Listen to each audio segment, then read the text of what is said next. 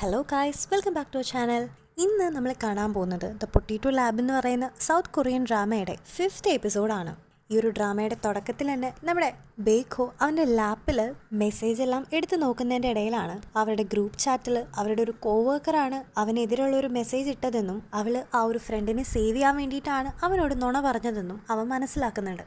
ഇതേ സമയം തന്നെ പുറത്ത് നല്ല മഴയും കാറ്റുമൊക്കെയുള്ള സമയത്ത് മ്യൂക്കിങ് പുറത്തേക്ക് പോകുന്നത് കാണുന്ന അവൻ കഴിഞ്ഞ എപ്പിസോഡിൽ നമ്മൾ കണ്ട പോലെ അവളെ ഫോളോ ചെയ്ത് വരികയും ആ ഒരു ശക്തമായിട്ടുള്ള മഴയിലും കാറ്റിലും ഇവരുടെ പൊട്ടേറ്റോസിന് കേടുകളൊന്നും സംഭവിക്കാതിരിക്കാനായിട്ട് ആ ഒരു ഷെഡിനെ താങ്ങി നിർത്തി അവൻ അവളെയും അവളുടെ പൊട്ടേറ്റോസിനെല്ലാം ഹെൽപ്പ് ചെയ്യാണ്. അതിനുശേഷം രണ്ടുപേരും ഫ്രഷ് ആയിട്ട് ഫുഡ് കഴിക്കുന്നതിൻ്റെ ഇടയിൽ നീ എന്തിനാണ് ഈ ഒരു പാതിരാത്രി ഇവിടേക്ക് ഓടി വന്ന് ഈ പൊട്ടേറ്റോസിനെല്ലാം നോക്കിയത് എന്നൊക്കെ അവളോട് ചോദിക്കുന്നുണ്ട്. ഇതാണോ അപ്പം നിന്റെ ജോലി? നിന്നോട് ആരെങ്കിലും ഇങ്ങനെയൊക്കെ ചെയ്യാൻ പറഞ്ഞോ എന്നൊക്കെ പറയുമ്പോൾ അത് അവളോട് ആരും പറഞ്ഞിട്ടില്ലാന്നും അത് അവളുടെ റെസ്പോൺസിബിലിറ്റി ആയിട്ട് അവൾക്ക് തോന്നിയതുകൊണ്ടാണ് അവൾ വന്നത് എന്ന കാര്യം അവൻ്റെ അടുത്ത് അവൾ പറയുന്നുണ്ട്. മാത്രമല്ല ഈ ഒരു സമയത്ത് എന്തിനാണ് അവൾ അവൻ്റെ അടുത്ത് നുണ പറഞ്ഞതെന്നും ആ ഒരു മെസ്സേജ് അയച്ചത് അവളെല്ലാന്നും അത് ഇവളുടെ ഒരു കോവർക്കർ ആണെന്നുള്ളൊരു കാര്യം അവൻ്റെ ലാപ്ടോപ്പിലൂടെ അവൻ കണ്ടുപിടിച്ചു എന്നൊക്കെ അവൻ പറഞ്ഞിട്ട് നീ എപ്പോഴും നിന്റെ ലൈഫിൽ ഇങ്ങനെ ബാക്കിയുള്ളവർക്ക് വേണ്ടി കുറ്റങ്ങളൊക്കെ ഏറ്റെടുക്കണ്ട എന്നൊക്കെ അവൻ അവളെ ഉപദേശിക്കുമ്പോൾ എനിവേ കഴിഞ്ഞതൊക്കെ കഴിഞ്ഞു, ഇനി ഇതിൻ്റെ പേരിൽ നിങ്ങൾ യാതൊരുവിധ പ്രശ്നങ്ങളും ഉണ്ടാക്കരുതെന്ന്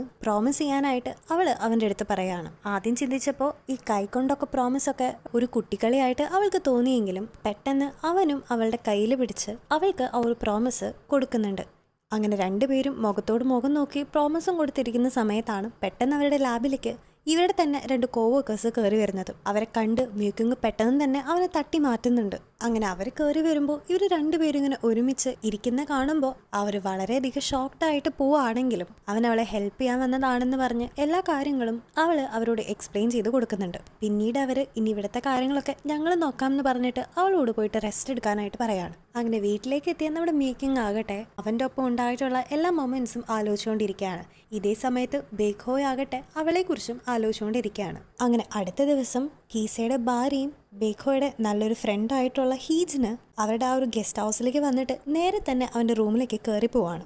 ഇതെല്ലാം തന്നെ നോക്കി കണ്ടുകൊണ്ടിരുന്ന ഒങ്ജു അതെല്ലാം തന്നെ അവളുടെ അടുത്ത് പോയിട്ട് റിപ്പോർട്ട് ചെയ്യുന്നുണ്ട്. അത് മേ ബി അവൻ്റെ ഒരു ഗേൾ ഫ്രണ്ട് ആവാനായിട്ട് സാധ്യതയുണ്ടെന്ന് അവൾ പറയുമ്പോൾ അവനോ ഗേൾ ഫ്രണ്ടോ നടന്നത് തന്നെ എന്നുള്ളൊരു മട്ടിൽ അവൾ പോകുന്നുണ്ടെങ്കിലും അവളുടെ മൈൻഡിൽ വീണ്ടും അവനെക്കുറിച്ചുള്ള ഓർമ്മകളും ഇനി ശരിക്കും അവൻ അങ്ങനെ ഒരു ഗേൾ ഫ്രണ്ട് ഉണ്ടാവോ എന്നൊക്കെ ആലോചിച്ച് പെട്ടെന്ന് അവൾ വെറീഡ് ആവാണ്. അങ്ങനെ അവൾ വിൻഡോ തുറന്ന് നോക്കുന്ന സമയത്ത് അവൾ അവൻ്റെ ബെഡ്റൂമിൽ കിടക്കുന്നതാണ് കാണുന്നത്. ഇതേ സമയം ഇവരുടെ അപ്പാർട്ട്മെന്റിലാകട്ടെ മ്യൂക്കിങ്ങും ഒങ്ജുവും കൂടിയിട്ട് ആ ഒരു റൂമിൽ നടക്കുന്നതെല്ലാം തന്നെ ഒരു ബൈനോക്കുലറിന്റെ ഹെൽപ്പോട് കൂടിയിട്ട് കാണുന്നുണ്ടായിരുന്നു. അപ്പോഴാണ് ബേഖോ അവളോട് ഇന്നൊരു നൈറ്റിലേക്ക് നിനക്ക് വേറെ പോകാനായിട്ട് പ്രത്യേകിച്ച് സ്ഥലങ്ങളൊന്നും ഇല്ലാത്തതുകൊണ്ട് നീ ഇവിടെ നിന്നോ, കൂടുതൽ പ്രശ്നങ്ങളൊന്നും ഉണ്ടാക്കരുത്, പിന്നെ ഒരു രീതിയിലും എന്നെ ഹെൽപ്പ് ചെയ്ത് ഇരട്ടിപ്പണി എനിക്ക് ഉണ്ടാക്കി തരരുത് എന്നൊക്കെ പറഞ്ഞ് എത്രയും പെട്ടെന്ന് തന്നെ അവിടെ നിന്ന് പോകുന്നുണ്ട്. ഇതേ സമയം അവളിങ്ങനെ ബൈനോക്കുലറിലൂടെ നോക്കുന്നത് ഹീജിൻ കണ്ടിട്ട് അവർക്ക് ടാറ്റോ ഒക്കെ കൊടുക്കുന്നുണ്ട്. പിന്നീട് അവൾ ഇവരുടെ വീട്ടിലേക്ക് കയറി വന്നിട്ട് അവളെ തന്നെ എല്ലാവർക്കും ഇൻട്രൊഡ്യൂസ് ചെയ്ത് കൊടുക്കുന്നുണ്ട്.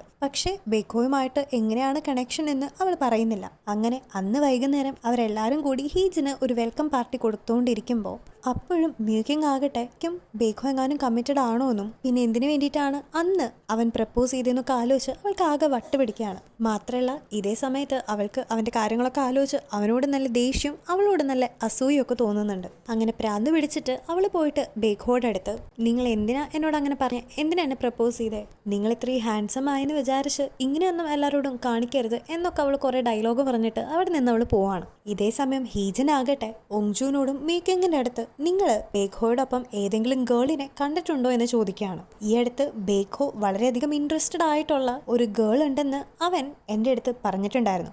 അത് ആരാണെന്ന് കണ്ടുപിടിക്കാനായിട്ട് ഞാൻ കുറേ ശ്രമിച്ചെങ്കിലും എനിക്കതിന് പറ്റിയിട്ടില്ല എന്ന് ഹീജൻ പറയാണ്. അപ്പോഴാണ് ഒങ്ജുവിനും മ്യൂക്കിങ്ങിനും ഹീജിന് ഇവർ വിചാരിച്ച പോലെ ബേഖോയുടെ ഗേൾ ഫ്രണ്ട് ഒന്നല്ലാന്ന് മനസ്സിലാകുന്നത്. ഇതേ സമയത്ത് അവർ നല്ല ഫ്രണ്ട്സ് ആണെന്ന് ബേഖോയും പറയുന്നുണ്ട്. അങ്ങനെ പിന്നീട് അവന് ഇൻട്രസ്റ്റ് ഉള്ള ആ ഒരു പെൺകുട്ടിയെ കണ്ടുപിടിക്കാനായിട്ട് ശ്രമിച്ചുകൊണ്ടിരിക്കുകയാണ്. നിങ്ങൾ എന്നെ ഹെൽപ്പ് ചെയ്യണം എന്നൊക്കെ ഹീജിന് ഇങ്ങനെ പറഞ്ഞുകൊണ്ടിരിക്കുകയാണ്. ഇതേ സമയം ഒരു ബാറിലിരുന്ന് ഡ്രിങ്ക്സ് എല്ലാം അടിച്ചുകൊണ്ടിരിക്കുന്ന കീസയെ കാണിക്കുന്നുണ്ട്. ഈ സമയം അവൻ്റെ അസിസ്റ്റന്റ് അങ്ങോട്ടേക്ക് വന്നിട്ട് ഹീജിനെ കുറിച്ചുള്ള കാര്യങ്ങളെല്ലാം അവൻ്റെ അടുത്ത് പറയുന്നുണ്ട്. അതിലൂടെ തന്നെ ഇവനിപ്പോഴും ഫുൾ ടൈം ഹീജിനെ ഒബ്സർവ് ചെയ്തുകൊണ്ടിരിക്കുകയാണെന്ന് മനസ്സിലാക്കാം. അവിടുന്ന് കട്ട് ചെയ്ത് നമ്മുടെ മ്യൂക്കിങ്ങിനെ കാണിക്കുകയാണെങ്കിൽ ഇപ്പോൾ ഒങ്ജു അവളെ വിളിച്ച് ബേഖോയുടെ കാര്യങ്ങളൊക്കെ അവളോട് സംസാരിക്കുകയാണ്. ബേഖോയ്ക്ക് ആ ഒരു ഇൻട്രസ്റ്റ് ഉണ്ട് എന്ന് പറഞ്ഞ ആ ഒരു വിമൻ നീയല്ലേന്നും നിനക്ക് അവനോട് ഒരു അട്രാക്ഷൻ ഉള്ള പോലെ അവന് നിന്നെയും ഇഷ്ടമാണ് എന്നൊക്കെ അവൾ പറയുമ്പോൾ ഇതൊന്നും തന്നെ കേൾക്കാൻ താല്പര്യമില്ലാതെ അവൾ ആ ഒരു കോള് തന്നെ കട്ട് ചെയ്യാണ്. അങ്ങനെ അടുത്ത ദിവസമാകട്ടെ മീക്കിങ്ങിന് ഒരു ടാസ്ക് കിട്ടിയതിന്റെ ഭാഗമായിട്ട് പൊട്ടിറ്റോ ലാബ് വിട്ടിട്ട് വൊൻഹാൻ റീറ്റയിലേക്ക് ചെല്ലേണ്ടി വരുന്നുണ്ട്. അങ്ങനെ അവൾ രാവിലെ തന്നെ എല്ലാവരോടും യാത്ര പറഞ്ഞ് വൊൻഹാനിലേക്ക് ചെല്ലുമ്പോൾ അവളുടെ ഒരു പഴയ ഫ്രണ്ടിനെ അവൾക്ക് അവിടെ വെച്ച് കാണാനായിട്ട് പറ്റുന്നുണ്ട്. അങ്ങനെ അവിടെ വെച്ച് നടക്കുന്ന മീറ്റിങ്ങിലേക്ക് തന്നെ ബേഖോയും അവിടെ പ്രസന്റേഷന് വേണ്ടിയിട്ട് അവളുടെ എക്സ് ആയിട്ടുള്ള കീസയും വന്നിട്ടുണ്ടായിരുന്നു. അവൻ ഓരോ കാര്യങ്ങളൊക്കെ പറയുമ്പോൾ എല്ലാവരും അവന് വേണ്ടി കൈയടിക്കുന്ന സമയത്ത് അവൾ മാത്രം യാതൊരു മൈൻഡും ഇല്ലാതെ കൈയൊന്നും അടിക്കാതെ ഒട്ടും താല്പര്യമില്ലാത്ത രീതിയിൽ അവിടെ ഇരിക്കുന്നുണ്ട്.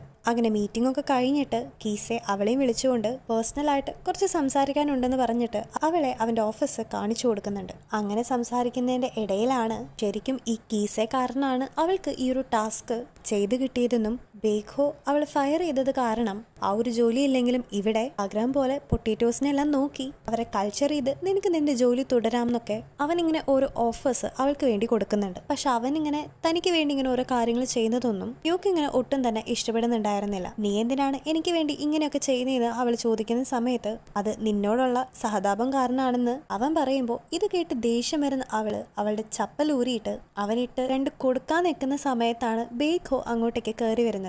നീ എന്താണ് ഇവിടെ ചെയ്യുന്നതെന്ന് ബേഖോ അവളുടെ അടുത്ത് ചോദിക്കുമ്പോൾ ഞാൻ ഡയറക്ടറോട് സംസാരിക്കാൻ വേണ്ടി വന്നതാണെന്ന് അവൾ പറഞ്ഞ് അവിടെ നിന്ന് ഇറങ്ങി പോകുന്നുണ്ട്. പിന്നീട് അവൾ അവളുടെ ഫേവറേറ്റ് ആയിട്ടുള്ള ഒരു ഡിഷ് കഴിക്കാനായിട്ട് ഒരു റെസ്റ്റോറൻറ്റിലേക്ക് കയറി ചെല്ലുമ്പോൾ അവിടെ ബേഖോ ഇരിക്കുന്നതായിട്ട് അവൾ കാണുന്നുണ്ട്.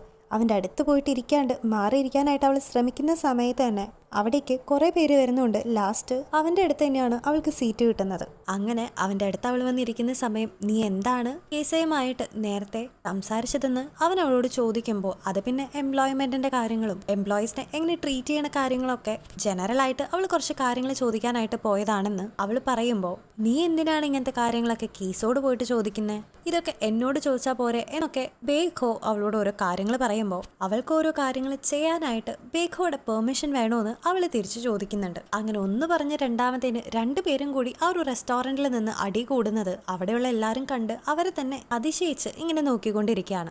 അങ്ങനെ അതെല്ലാം കഴിഞ്ഞ് ഒരു കണക്കിന് വീട്ടിലേക്ക് എത്തിയ നമ്മുടെ മ്യൂക്കിങ് ആകട്ടെ വളരെ എക്സോസ്റ്റിംഗ് ആയിട്ടുള്ള ആ ഒരു ഡേ കഴിഞ്ഞതിന്റെ ക്ഷീണത്തിൽ ഈ പ്രേതങ്ങളൊക്കെ എന്താണ് ചെയ്തുകൊണ്ടിരിക്കുന്നത്, അവർക്ക് ആർക്കെങ്കിലും ഈ ബേഖോനെ ഒന്ന് ഹോണ്ട് ചെയ്തൂടെ എന്നൊക്കെ ചോദിക്കുന്നുണ്ട്. ഇതേ സമയത്ത് തന്നെ വളരെ സമാധാനത്തിൽ കിടന്നുറങ്ങുന്ന നമ്മുടെ ബേഖോ പെട്ടെന്ന് ഒരു സൗണ്ട് കേട്ടിട്ട് ഞെട്ടി എണീക്കുന്നുണ്ട്. ആദ്യം അതവന് തോന്നിയതാണെന്ന് വിചാരിക്കുന്നുണ്ടെങ്കിലും പിന്നെയും ആ ഒരു സൗണ്ട് കേൾക്കുമ്പോൾ അത് വരുന്ന ആ ഒരു ഡയറക്ഷനിൽ അവൻ എഴുന്നേറ്റ് നടക്കുന്നുണ്ട്. പക്ഷെ അന്നവൻ അവിടെ ഒന്നും കാര്യമായിട്ട് കണ്ടില്ലെങ്കിലും എന്തോ സ്ട്രേഞ്ച് ആയിട്ട് അവൻ തോന്നുന്നുണ്ട്. അങ്ങനെ പിറ്റേ ദിവസം മേക്കിങ് അവളുടെ ജോലിക്ക് പോകുന്ന സമയത്ത് ബേഖോ അവളുടെ അനിയൻ്റെ അടുത്ത് വന്നിട്ട് രാത്രികളിൽ വളരെയധികം വിയേർഡായിട്ടുള്ളൊരു സൗണ്ട് അവൻ കേൾക്കുന്നുണ്ടെന്നും പക്ഷെ അത് എവിടെ നിന്നാണ് അവന് ട്രേസ് ചെയ്യാൻ പറ്റുന്നില്ല എന്നും പറഞ്ഞിട്ട് അവൻ്റെ ഫോണിൽ റെക്കോർഡ് ചെയ്ത് വെച്ച ആ ഒരു വോയിസ് അവൻ പ്ലേ ചെയ്യുന്നുണ്ട്. അതിൽ വളരെ കൃത്യമായി തന്നെ ആ ഒരു സൗണ്ട് നമുക്ക് കേൾക്കുന്നുണ്ടെങ്കിലും ഈ സമയം മ്യൂക്കിങ് അവിടേക്ക് ഓടി വന്ന് എൻ്റെ കാലിൽ ചവിട്ടി പിടിച്ചുകൊണ്ട് അവർക്കൊന്നും ആ ഒരു സൗണ്ട് കേൾക്കണില്ല എന്ന് പറയാണ്. അപ്പോൾ ബേഖോ വീണ്ടും ചോദിക്കുന്നുണ്ട് ഈ ഒരു റെക്കോർഡിങ്ങിൽ ഈ ഒരു സൗണ്ട് നിനക്ക് കേൾക്കുന്നില്ലേന്ന്. ബേഖോയ്ക്ക് ഒരു 8ന്റെ പണി കൊടുക്കാനായിട്ട് മ്യൂക്കിങ് ഒന്നും അറിയാത്ത പോലെ ഇതിലങ്ങനെ ഒരു സൗണ്ട് ഒന്നുമില്ലല്ലോ, ഞാൻ കേൾക്കുന്നില്ല എന്നൊക്കെ പറയുമ്പോൾ ബേഖോ അത് അവളുടെ അനിയനെടുത്ത് ചോദിക്കുമ്പോൾ അനിയനെ ചവിട്ടി പിടിച്ചിട്ട് അവളുടെ സൈഡ് പിടിക്കാനായിട്ട് അവനോട് പറയുന്ന കാരണം അവനും വേറെ വഴിയില്ലാതെ അവനും ആ ഒരു സൗണ്ട് കേൾക്കുന്നില്ല എന്ന് പറയാണ്. അങ്ങനെ ബേഖോയ്ക്ക് ഇനി ശരിക്കും അതെങ്ങാനും വല്ല പ്രേതോ പിശാചോ എങ്ങാനും ആണോ എന്ന് ഒരു ഡൗട്ടൊക്കെ വരുന്നുണ്ട്. മാത്രമല്ല ഇതിൻ്റെ ഒപ്പം നിങ്ങളോട് ശത്രുതയുള്ള കുറെ പേര് ഈ ലോകത്തുണ്ടാവുമല്ലോ, അവരിൽ ആരെങ്കിലും മരിച്ചു പോയിട്ട് അവരുടെ പ്രേതമായിരിക്കും നിങ്ങളൊപ്പം ഇങ്ങനെ കിടന്ന് കറങ്ങുന്നതെന്ന് അവള് പറയുന്നുണ്ട്. കാര്യം ബേഖോയ്ക്ക് അങ്ങനത്തെയുള്ള കാര്യങ്ങളൊന്നും വിശ്വാസമില്ലെങ്കിലും അവൻ ഓഫീസിലിരിക്കുന്ന സമയത്ത് വീണ്ടും അങ്ങനെ ഒരു സൗണ്ട് അവൻ കേൾക്കുമ്പോൾ അവൻ ആകെപ്പാടെ പേടിച്ച് പോകുന്നുണ്ട്. മാത്രമല്ല അവൻ താഴെ നോക്കുന്ന സമയത്ത് അവിടെ ഒരു ബ്ലഡ് സ്റ്റെയിനും കാണുന്നുണ്ട്. അങ്ങനെ അവൻ ആ ഒരു ബ്ലഡ് സ്റ്റെയിനെ ഫോളോ ചെയ്ത് പോവാൻ നേരം പെട്ടെന്ന് അവനൊരു വാതിൽ തുറന്ന് എന്തോ കണ്ടോ പേടിച്ച് നിലവിളിക്കുകയാണ്. പിന്നീടാണ് അത് ശരിക്കും പ്രേതമൊന്നുമല്ല, ഒരു ഫാമിൽ വർക്ക് ചെയ്യുന്ന 2-3 ചേച്ചിമാരാണെന്ന് അവൻ തിരിച്ചറിയുന്നത്. അപ്പോഴാണ് ആ ഒരു ബ്ലഡ് സ്റ്റെയിൻ ഇന്നലെ അവർ എൻ്റെ ഓഫീസിൽ പെർമിഷൻ ഇല്ലാണ്ട് കയറി കംഫർട്ടബിൾ ആയിട്ടിരുന്ന മേക്കപ്പ് ചെയ്യുന്ന സമയത്ത് നിലത്ത് വീണ നെയിൽ പോളിഷ് ആണെന്നും അവൻ്റെ ചെയറിൽ വളരെ ഹാപ്പി ആയിട്ട് ഇരുന്ന് ഓരോന്ന് കാണിച്ചു കൂട്ടിയപ്പോൾ ആ ഒരു ചെയർ ബ്രേക്ക് ചെയ്തിട്ട് കേട്ട ആ ഒരു സൗണ്ടാണ് അതെന്നും നമ്മളെ കാണിക്കുന്നത്. പക്ഷെ അവരാകട്ടെ ഇതൊന്നും പേടിച്ചിട്ട് അവനോട് തുറന്നു പറഞ്ഞുമില്ല. അങ്ങനെ അന്ന് ലേറ്റ് നൈറ്റ് ആയിട്ട് അവൻ പൊട്ടറ്റോ ലാബ് വിട്ട് ഇറങ്ങിയപ്പോഴും വീണ്ടും ആ ഒരു വിയേർഡായിട്ടുള്ള സൗണ്ട് അവൻ കേൾക്കുന്നുണ്ട്.